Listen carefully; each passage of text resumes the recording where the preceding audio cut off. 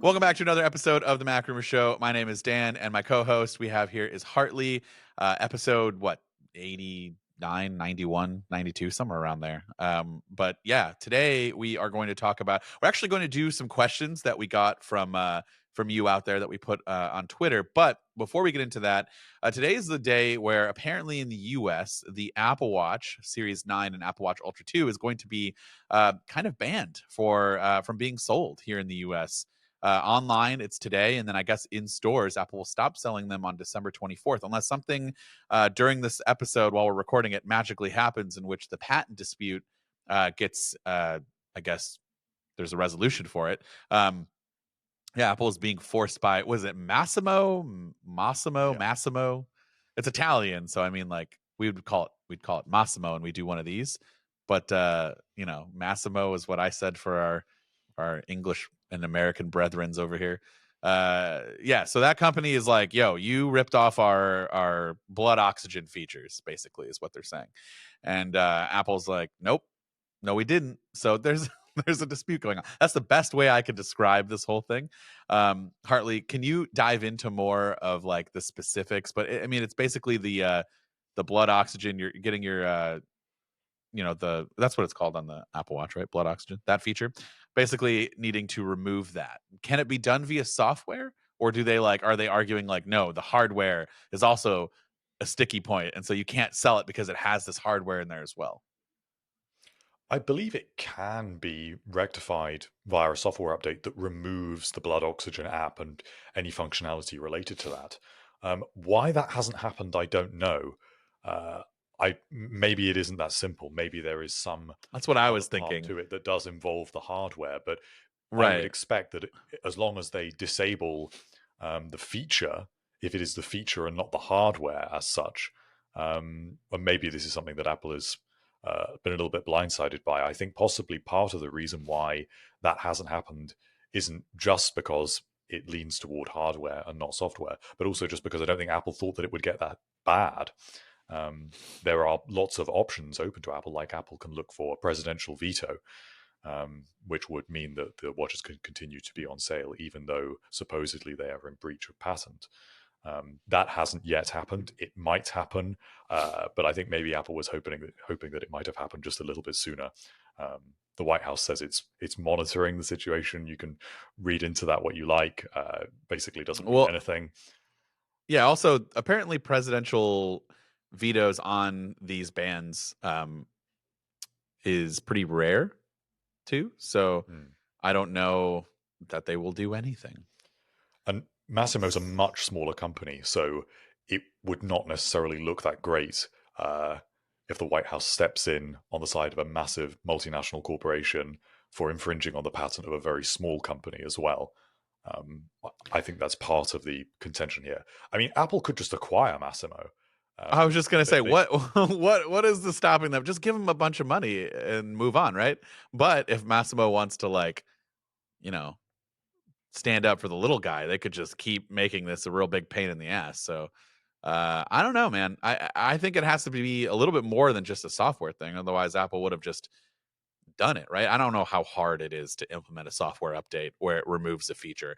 My guess is it can't be that difficult, but I'm just overlooking, I'm sure, a ton of things. Or maybe Apple's just like really standing by its convictions that it didn't do anything wrong, and that, if they did in fact, so like one of the accusations was that it poached employees um and trade secrets and stuff. Like, so let's look at the poaching of employees. Like, that's not illegal. It would be illegal for the person uh if they signed an NDA or anything like that and went over to Apple and then shared the information. But that's directly tied towards one individual, right? Would that be Apple's issue if that person got hired and then that person decided to break an NDA? Like, that's not Apple's problem, correct? We need a lawyer, honestly, is what we need to jump in here. But what do you think, Harley?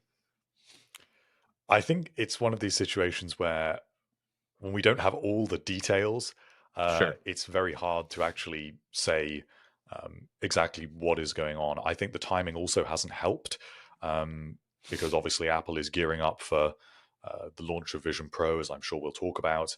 The holidays are closing Mhm. in when everything seems to slow down. So I imagine this has really not come at a very good time. And also, Apple is such an aggressive negotiator. It's an extremely good negotiator.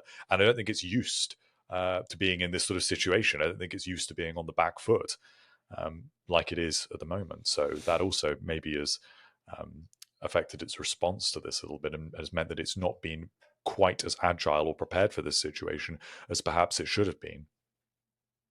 Yeah, I mean, if you wake up today and you're like, I'm going to order an Apple Watch, actually, can you still do it? Is it today like it took place, or today is the last day?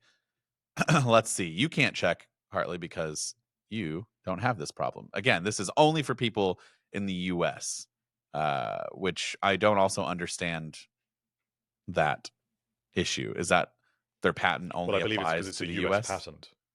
Okay. So that's kind of lame. So, like, wouldn't, is there, I'm completely, I have no knowledge in patents. Is there no such thing as like a global patent? Or do they Uh, not file, or do you have to file for different countries? yeah, I believe so, or at least you can Are for they really? various regions. And there are international agreements that recognize the patents of other countries, but this is why you have specialist patent attorneys.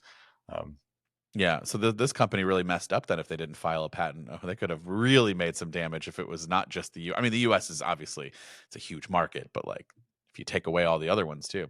Okay. So as of right now, I can still buy a Series 9 and Apple Watch Ultra 2. I think. Yeah, that's just says buy. So I'm guessing it's tomorrow in theory, unless they've secretly worked out something that we don't know.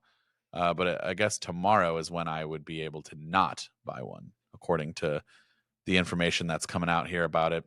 Um, okay, so yeah, if you're listening to this, well, I guess when you listen to this, it'll be too late, in theory. Or otherwise, this whole part of this podcast has become all for nothing. But yeah, we've we've got articles up about it. If you want to read more, I made a quick little video about it and echoing those sentiments from the articles. But yeah, I mean, not a good thing. Oh, I guess Apple, this could be a great thing if everyone got the news and they have until today and in person on the 24th to go buy it, and you were going to buy this as a gift and you haven't done it yet. Sales are just looking just skyrocketing right now just because people are so nervous. But also, one thing I do want to ask is that if this does actually become banned for a long period of time or indefinitely, or if they have to remove that feature, what about the people that specifically went out and bought an Apple Watch to use for this feature? They wanted to monitor their oxygen levels or something on a regular basis. What could be the dispute there? Could Apple have to allow for some refunds, some long-term refunds, or what? Or is it just kind of like, no, deal with it? I don't think it will get that bad. I think that Okay. this will be resolved in January Yeah. at the latest. And I think realistically, the features will probably be removed via a software update temporarily. They will then go back on sale, and then Apple will settle this dispute and will actually acquire the rights to use this technology.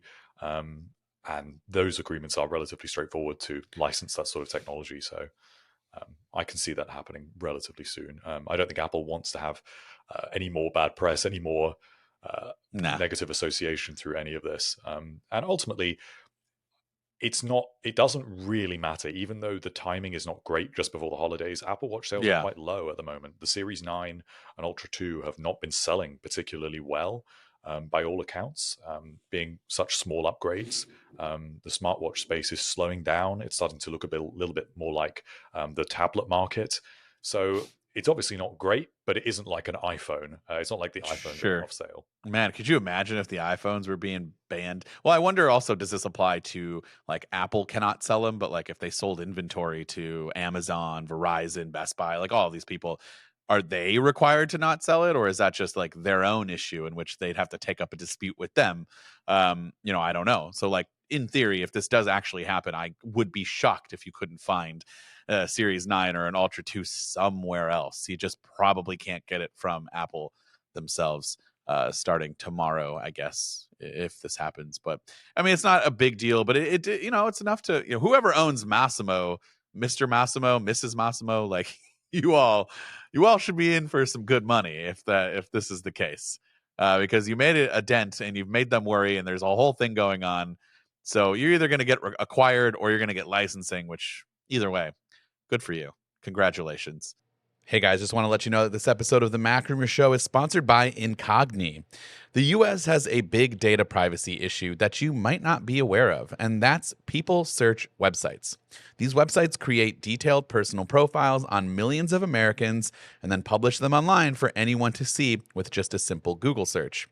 People search can be abused by those with bad intentions. Incogni puts an end to this problem in just 3 easy steps. Step 1, simply create an account. Step 2, grant Incogni the right to work for you, and they will contact data brokers on your behalf and request the information to be removed.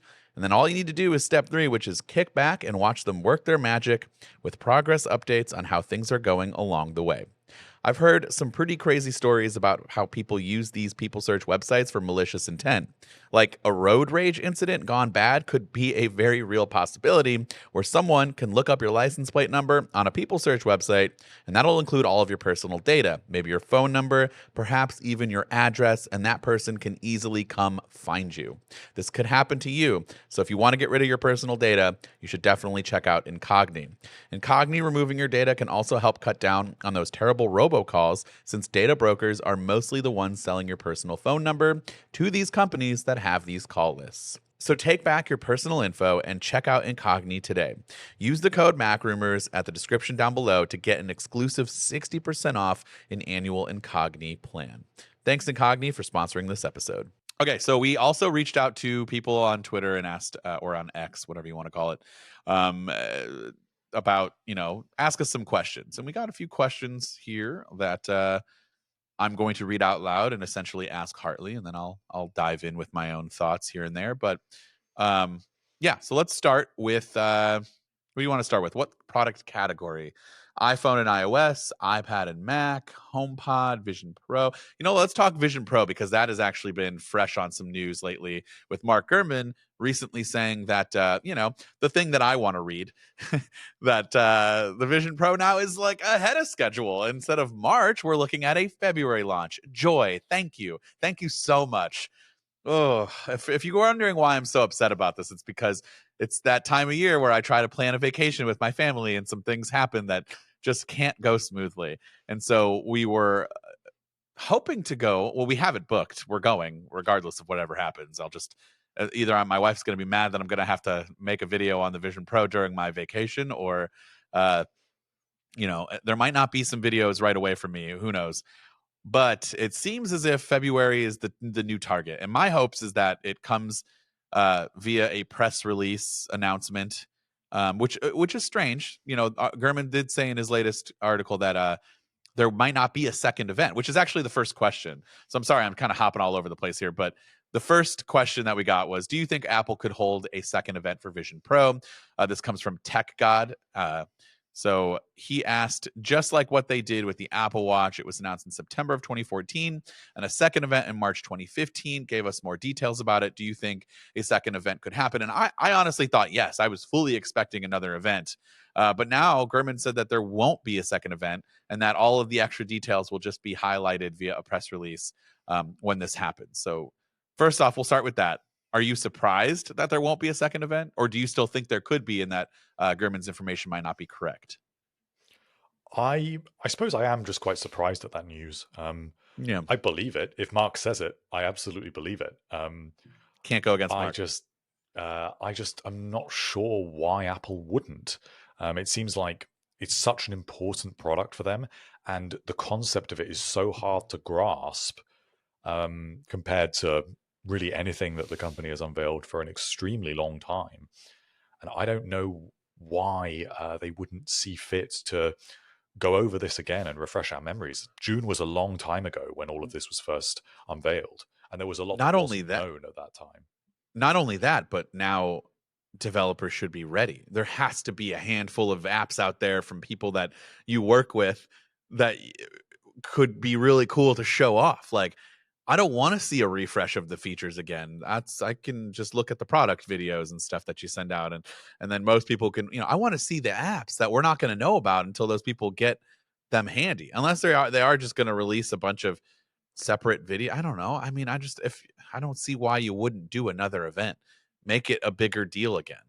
But again, if this is not technically a mass, market thing, which it really isn't, judging by the price point and the name and everything. But still, it's still really important to get the everyday average consumer on board with this, see what it is, and then get them super hyped for the inevitable cheaper model that would be coming for the masses. The other possibility is that that does go ahead in February, but then we get an Apple event in March anyway with new iPads, and Apple kind of does it then, even though by then the device is already on sale. That's weird, but yeah, I mean, either way, I just feel like this is your first major new product category in forever. So why not really hype it up and make it a big deal?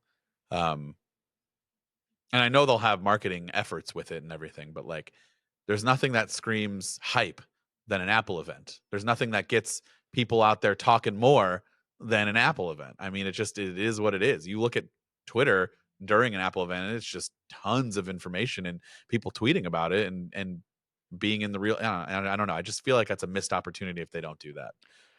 Perhaps Apple's strategy is a little bit different for this product, though. Ostensibly, it looks that way, where maybe we'll get more hype about this product with the second generation and with the lower cost Yeah, model. But maybe yeah, Apple just kind of knows that this is pretty much just almost like a test product. It's very high end, it's very niche. It is not going to be for everyone, even if Apple is presenting it as such. And so it kind of doesn't need to really drum up much more hype than's already there, because they aren't able to manufacture that many units. The units they have got, they're definitely going to be able to sell to those early adopters and people like you and I that might want to try it out. But that market's quite small. So who else are they really going to be attracting?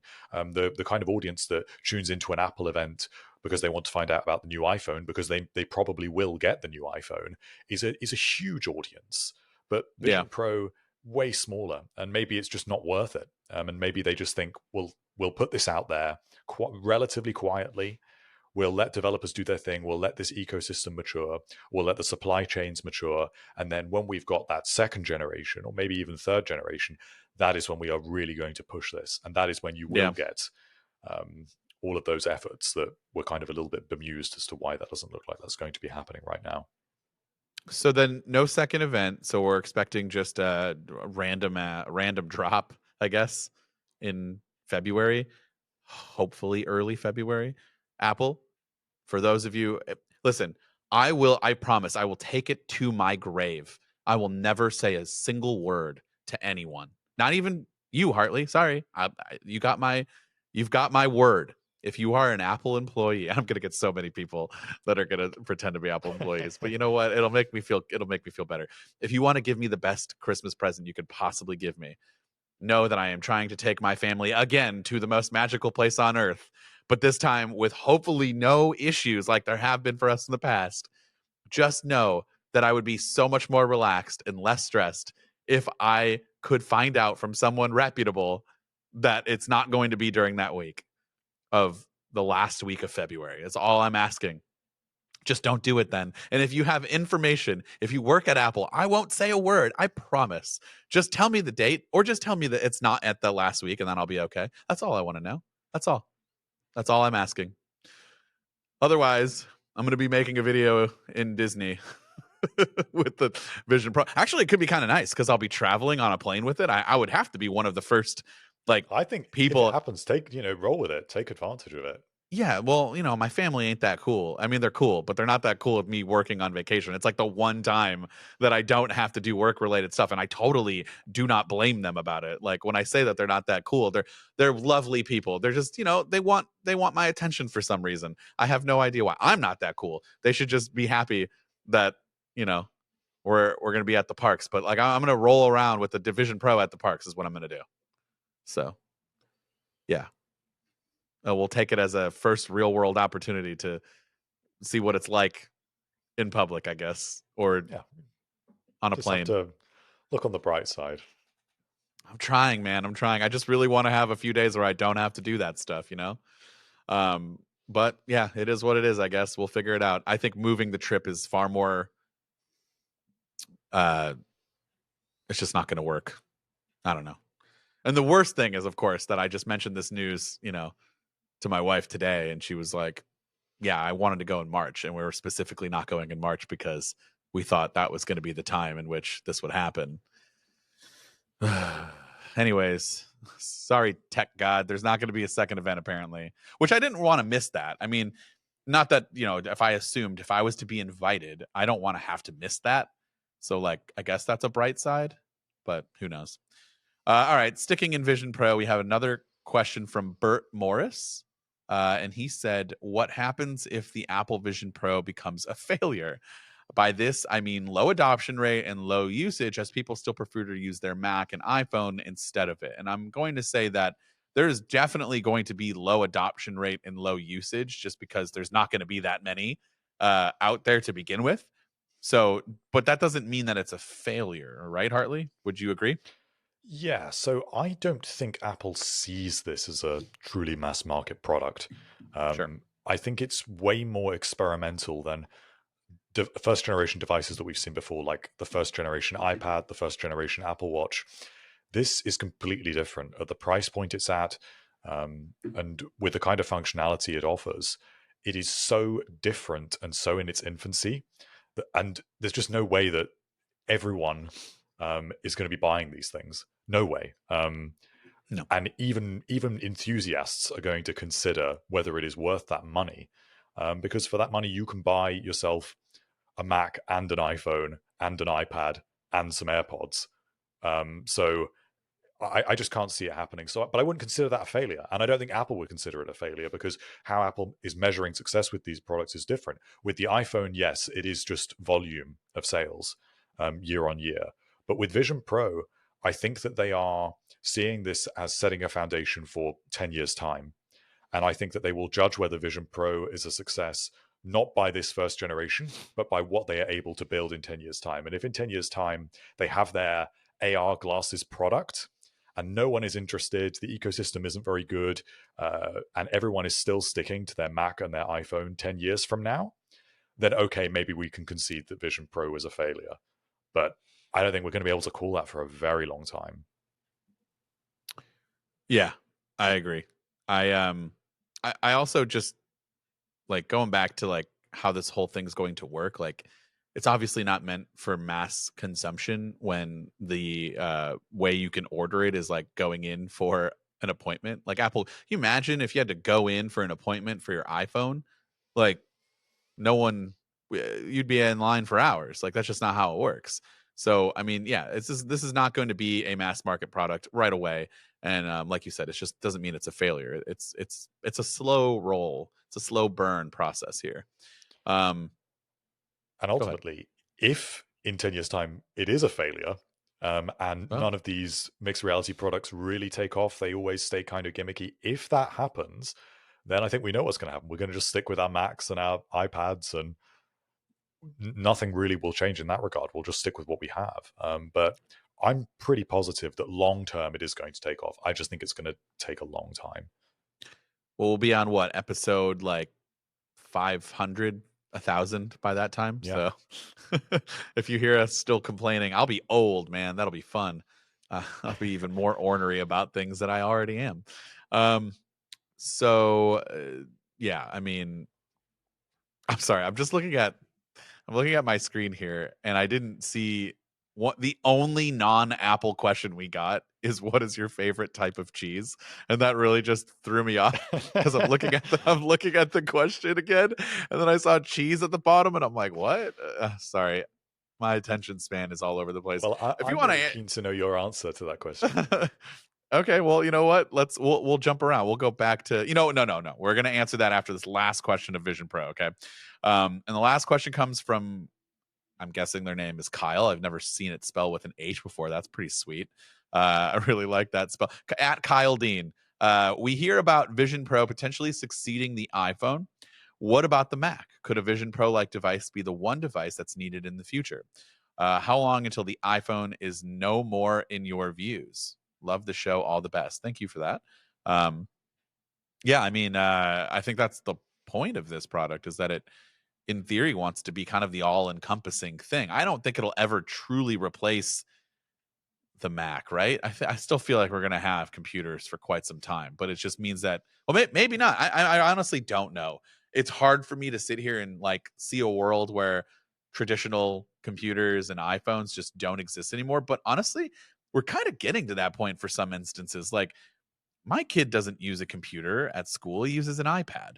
A lot of people don't have personal computers anymore for themselves. They have it for work. So like that's where it needs to be. That's the only area. If we weren't working on our computers and everybody had a Vision Pro, then I guess yeah, it can absolutely replace that. But like, think about a lot of people out there. How many of you have your own personal MacBook that you don't use for work related stuff? You just use it to go online and do some things here that you couldn't do on your phone. I would say the iPhone has kind of killed the personal computer. The iPad definitely has helped in killing having a personal computer. For work, different story again, but I don't know. What are your thoughts? I can see it happening. I can completely see it You happening. can. Yeah. And I think that it's more likely to replace the Mac for those sort of personal use cases in the immediate term. The iPhone is the harder one to replace Yeah. because you need something that's way more mobile. And that's why maybe Vision Pro can replace a desktop computing experience in the next couple of years for certain workflows.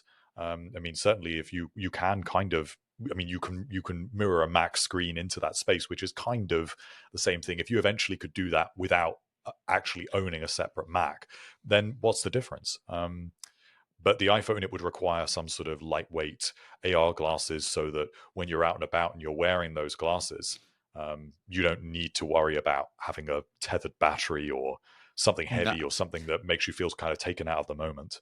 I think the same thing with the Mac though, because again, the only way, in my opinion, that you could truly kill off the Mac completely and where we don't need it is where for work, people, no one wants to wear for 8 hours plus a day a headset. That's just not possible. It's not going to work. It's going to rely on the AR glasses again, in which case then you can whip out a magic mouse and a folding keyboard. I can see becoming a popular accessory then, even more so, and just whip that out. That's in your bag now. You no longer have a laptop bag, you just have an accessories bag. Sit down at a coffee shop, you got your glasses on, and you're chilling, writing some stuff, doing whatever it is that you do for work. You're at the office where it's non-invasive and it's just super lightweight and on your face. Like that's the only way I can see it. But no, I don't think this, as it stands, the Vision Pro itself will be replacing anything, honestly. And I think that's pretty obvious. It's what could happen in the future. Then yeah, I mean, it's definitely possible. I still have a hard time imagining bringing that device as opposed to just whipping out a laptop and getting work done. It's the ergonomics of it that are weird. I think more Yeah. so for the iPhone because people who don't wear glasses, do they really want to wear glasses? Does everyone want to have something on their face all the time? So how subtle has that got to be? And how long is it going to take before it is really subtle? I mean, at that point, it literally might take like 30 or 40 years. I honestly don't know. But I It's just gonna think have in some theory it works, but it's going to take a long time.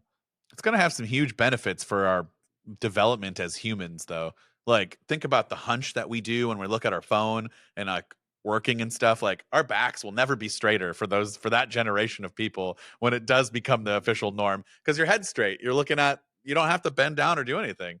Like my neck kills just from doing all that stuff on a daily basis for many hours, unfortunately. So I don't know.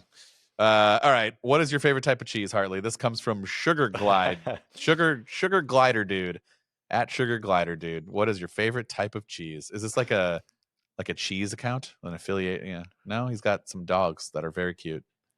this is That's a about this it. is a this is probably the trickiest question I've actually had Are to you answer on kidding? the podcast. How much cheese do you, I mean, I cheese is terrible for my stomach, but I still eat it.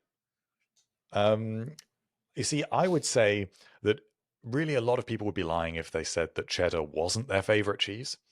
I feel like that's Okay. everyone's favorite cheese, but I think it's a Okay. bit of a boring answer. So I'll give you my favorite non-cheddar cheese, which I think would be red Leicester, because What the it's a hell is different Red color. Leicester?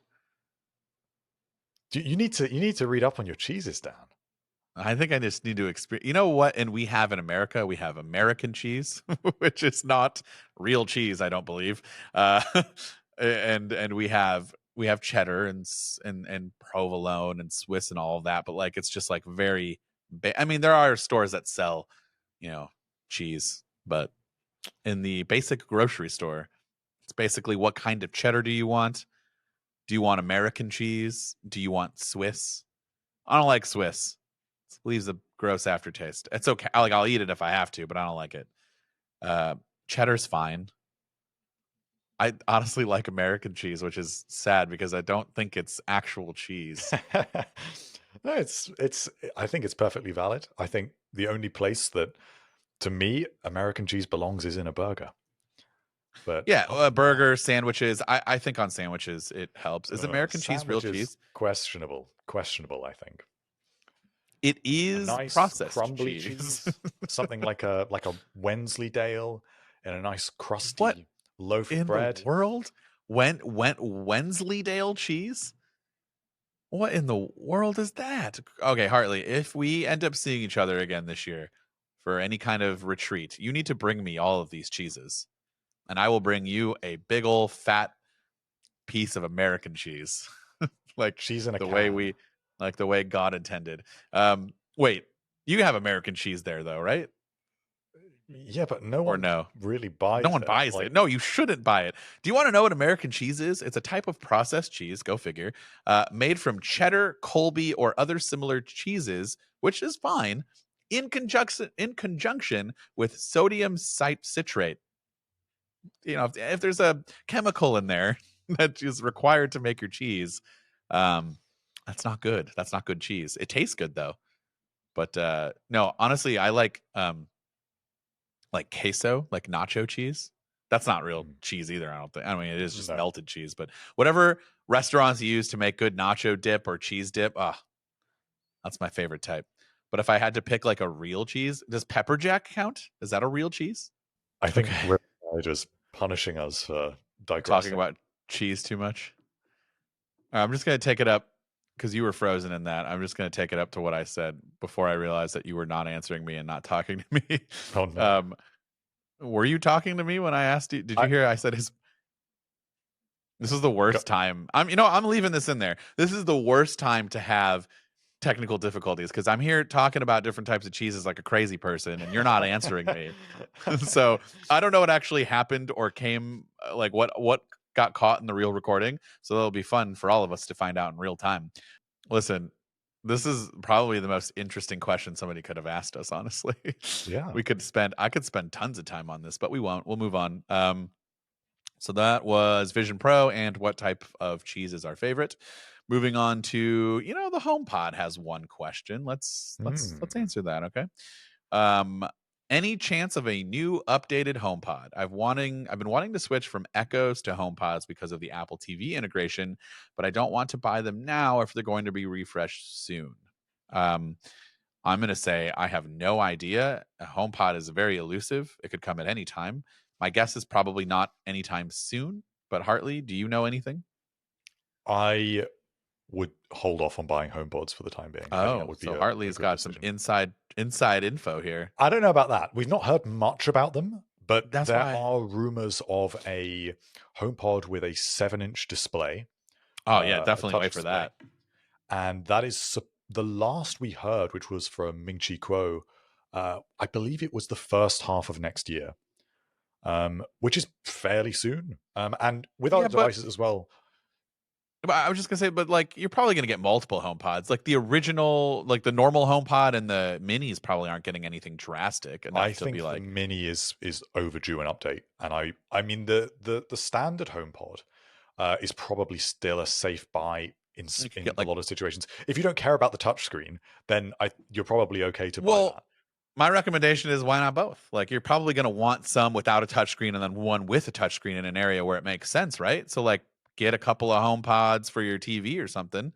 Because you're not going to want home pods with a screen for your like being your sound system for the Apple TV. If that's what they were talking about when it comes to Apple TV integration, my guess is that they wanted to use them as speakers, right?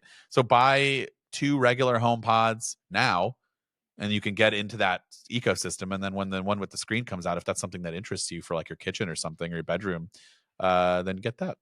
But it will be a fairly small display, so we don't know necessarily if this will be positioned as a HomePod Max that will be even better for home theater.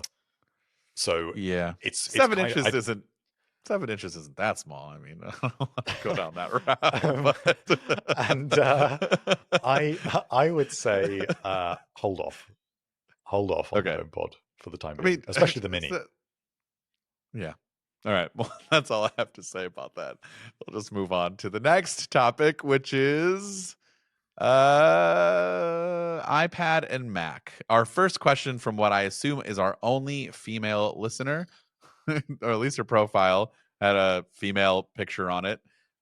Taylor, why have MacBook Air accessories been so scarce? Which is a very good random question that I have not thought about. Hartley, why are MacBook Air accessories, like, what kind of accessories are we talking about here? Like cases and stuff? Well, I like don't there really know. were those leather sleeves, if you remember, for the MacBook Oh, Air right, right, a right. couple of years ago, and I thought those were great. I mean, I would have liked to have seen them iterated on a little bit like iPhone cases, but obviously Apple isn't making any leather accessories anymore. I think it fell out of love with those cases a long time ago. They were really expensive. They were a few $100s, if I recall. But whenever I saw them in the Apple Store, I never had one. I always wanted one, but the leather felt great. And maybe when Apple works out whatever it's doing with fine woven, maybe we will get some stuff like that, because I think But there is a gap in the market for some first party yeah, if she's protection for talking the about MacBook Air. first party accessories, I guess maybe. I haven't even really looked. Because like accessories for Mac is kind of a broad thing. I feel like most of the accessories can probably fit, unless you're talking about a very specific case or something. It could pretty much work with all of these machines. Um, so I'm trying to check out the accessories now. Um, you could get a studio display, Taylor. Why don't you do that? Be perfect. It works really, really well with your MacBook Air. It's almost the same price as your MacBook Air too. Yeah, I honestly don't know how to answer that. I have a MacBook Air, but I don't use it full time, so I don't know what the accessories are like that. But yeah, we could use some new. Come on, Apple, get on the train here. Let's stop neglecting your MacBook Air accessory business. I will say, if you don't already have one, definitely get uh, those USB-C docks that go for them, because super Mm. helpful, because you're lacking ports on a MacBook Air for sure. So if you need it, highly recommend. But yeah, it'd be cool to see some cases for that. Was it who did it? There was a company from Australia that I recently did a video about. They gave me for the MacBook, the 14 and the 16-inch. It was like a leather sleeve that you put the MacBook in, but then also, like, when you get it out, it can like unfold into like a nice leather like desktop mat, and it was really cool. Um, and that is going to bother me because I can't offhand remember the name of the company, which is very sad. But I can find out. Um, let's move on. If I remember, I'll let you know. When will we get? Well, that's the wrong category. Let's see. Do you think the landscape front cameras will be coming to the iPad Pro, Air, and Mini? Um, so guessing for like Face ID, like what we have on, or no, do we the only, isn't there an iPad that has landscape cameras? Isn't that the 11th gen or the 10th gen? The 10th gen, yes. Yeah, I forgot about that. Yeah, why don't we have that on all? That should be. That's a good question. Do you think it'll be coming to all iPads moving forward, or does Uh, the pencil and, what do they say? The pencil inductive charger prevent this? so I think that the Apple Pencil would have to be located somewhere else. It's the Would it? iPad Pro that will tell us this next year, because if it is a complete redesign, I wouldn't be surprised if Apple has considered moving it, because especially with the 12.9-inch will be 13-inch iPad Pro, it does feel a little bit strange that that device is largely made to be docked in a keyboard accessory, especially with this new model that's going to have this supposedly more MacBook-like keyboard accessory Mm-hmm. with an aluminium top case. So it should really have a camera that when you're on a FaceTime call, it doesn't constantly make you look or sort of, it's capturing you from the wrong angle, and it's not very flattering. it really does need to be in the middle, like it is on that entry-level iPad. The fact that Apple has done that on the entry-level iPad would indicate to me that that is what they plan to do long-term. Where the Apple Pencil goes, I don't know. Maybe the Apple Pencil does move to the side, or it moves Yeah. slightly along on the top. I think that it also isn't a given that the Apple Pencil would necessarily be located in the exact same place on every iPad, because Apple has done some stuff like on the iPad mini where the volume buttons are on the top of the device to make space for the Apple Pencil. So Apple can definitely move all of these things like the inductive charger and the camera and the volume buttons and the power button. I think it's perfectly willing to shift those things around. And if we're expecting redesigns next year of the iPad Pro, it definitely could do that. Could it go to the back? Because isn't the iPad Pro supposed to have some sort of like charging on the back that we've heard about for, like your phone and stuff? Like, why couldn't it be the Apple Watch or the Apple Pencil? The Samsung Galaxy Tab S9 Ultra, I believe that's the full name. That has charging on the back. It's perfect, honestly.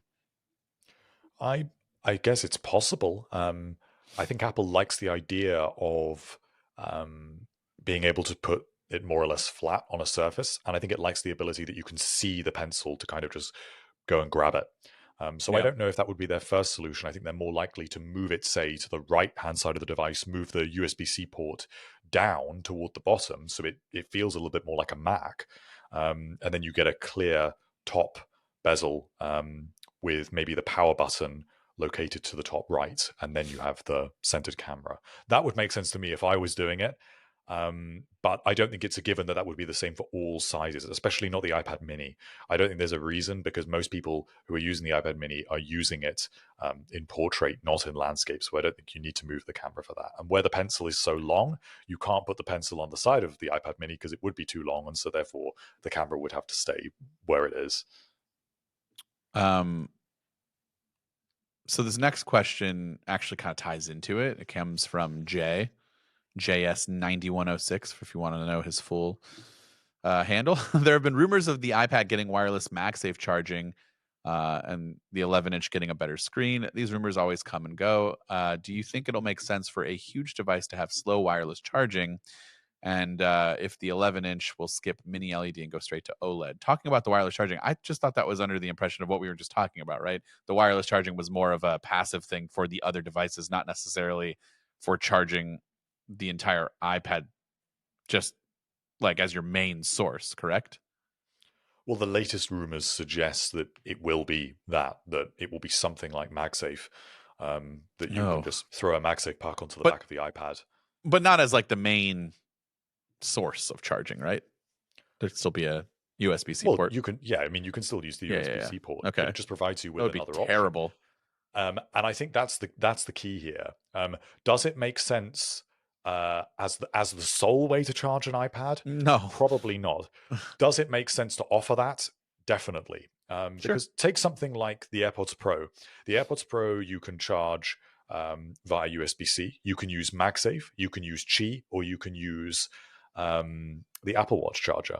So you've got 4 charging options on a single device. So it means that whatever you've got available, if you're traveling, you forget to bring a USB-C cable, but you've got an Apple Watch cable, or you've only got a MagSafe charger, whatever you've got available, or maybe you're using your USB-C cable and you want to charge your AirPods, so you've got your Apple Watch charger and you can use that. It just means you've got options. And that is really what this means for the iPad. Yes, it will be slow because MagSafe is 15 watts maximum, whereas I don't think that either of the iPad Pro models charge at anything below 20 watts. So especially on the 12.9 inch or will be 13 inch, that will be slow, but it's just better than nothing. And if it helps you maintain that charge, or maybe it just charges really slowly, that's fine. Or a lot of people charge their devices overnight. You throw a MagSafe puck onto the back of the iPad and leave it overnight and it will be fully charged. So I think it's a nice feature to have. I'm always happy to see more charging solutions. And then real quick, touching on that 11-inch model, I'm guessing it's going to go right to the OLED, right? Because we're expecting OLED iPads this year. Yeah. Well, next year. Yeah. I'm sorry. Buddy, I'm already in 2024. Yeah. I have left this year and I am in 2024. I am not even looking back. All right, one more question. This actually comes from Jay again, and this is for the iPhone. He wanted to know if there's the third-party app store on iOS was heavily rumored for iOS 17. When can we expect that? So it should still be with iOS 17. The reason for that is because you have to remember that even though we'll see iOS 18 in June, in all likelihood at WWDC, it won't actually release until September. So iOS 17 is going to continue to be the latest version of iOS, publicly available, or at least available en masse, until September next year. That is a long time. Now, crucially, the EU, which has motivated this change, designated the App Store as a gatekeeper, I believe, in September this year. So it may well be that we have already seen iOS 18 next year, and in those following months, that is when sideloading becomes available in Europe. I wouldn't expect to really see it before June. I don't know when all of the legislation exactly kicks in, but I'm just saying it definitely can be quite late into the releases of iOS 17, and that's when I would be expecting it off the top of my head. But I might be forgetting some legal designation of when something comes into effect, but it should still be with iOS 17. There's also no guarantee that this comes to anywhere else but the people in the EU, correct? They don't have to. This isn't like the iPhone getting, USB-C, where it just makes sense to make it available for everyone. Why would they, if the US isn't mandating this and considering it a gatekeeper, quote unquote, there's no reason for them. That's software based. They could open that up for people out there and have it region locked and definitely keep it from us here in the US or anywhere else. So. But what is vital to remember with that is that often this sort of antitrust legislation, it mirrors itself. The different regulators in different countries look at each other. So if this happens in Europe, South Korea is going to look at that and think, we'll do that. Then the UK will look, Australia will look, a bunch of other countries will do this that are currently already scrutinizing Apple. And Apple has this sort of scrutiny in the US. I mean, look at the recent controversy with Beeper that we were talking about last week. That has already caused some concern among some politicians in the US about whether that is right of Apple to do that, and it's raised the sideloading debate again. So who knows whether ultimately this feature will be available in most countries around the world where Apple is a pretty big player, and then ultimately US lawmakers just look at this and think, yeah, Apple, you should be offering this in the US. I don't necessarily think that, but that is definitely something that could happen. All right. Anyways, that is it. Good questions. I think we should do this more. I kind of like the questions thing. If you guys want to do this again, let us know. Ask us more personal questions too. I really liked that. Maybe we'll do, you know what? Maybe we can put it out early for next week or the week after or whenever we have a slow period, and do questions based off of your guys' Twitter questions again. So we'll do a personal episode only. I think that would be fun. If you don't want to listen to that, then let us know and we won't do it. But all right, we'll catch everybody. Oh, happy holidays to those who celebrate. Have a great time. Be safe. Have fun with your family if that's something that you can manage to do. And we will see you all in the next episode.